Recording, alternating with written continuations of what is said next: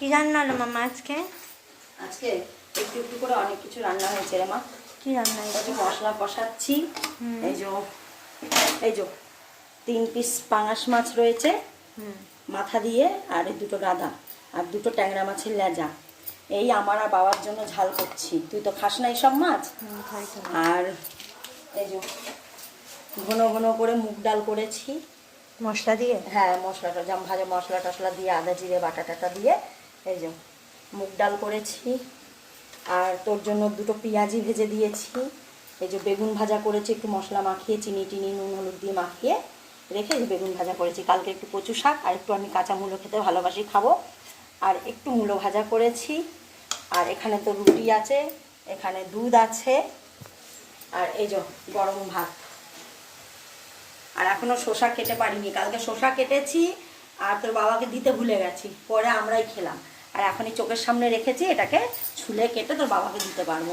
এই মশলা কষা হয়ে গেলে মাছটাকে ঝোলটা ফুটে গেলে মাছটাকে দেবো। এটা একটু মাখা মাখাই করবো। ব্যাস, আজকে এই পর্যন্তই রান্না হচ্ছে। আর এই যে তোর বাবা বাজার থেকে কটা পাকাল মাছ নিয়ে এসছে, এই পাকাল মাছটা কালকে করে দেবো। আজকে রান্না যেহেতু হয়ে গেছে, তারা আছে, তো এই পাকাল মাছ কালকে করে দেবো। আজকে এই পর্যন্ত বন্ধুরা।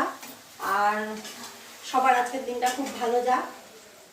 আর কি বলবো, আবার পরে আসছি বন্ধুরা ভিডিওতে। এই যে বন্ধুরা, খুব সুন্দর রোদ উঠেছে ছাদে। আর ঘরে টিফিন করলাম না, টিফিন করার জন্য ছাদে চলে এলাম। একটু রোদ লাগবে, টিফিনটাও হয়ে যাবে করা। আর এই যে বালিশ টালিশ রোদে দিয়েছি, ওইদিকে 2টো বালাপোষ রোদে দেওয়া আছে। আর এই যে আমার গ্লাসে দুধ আছে আর পরোটা আছে।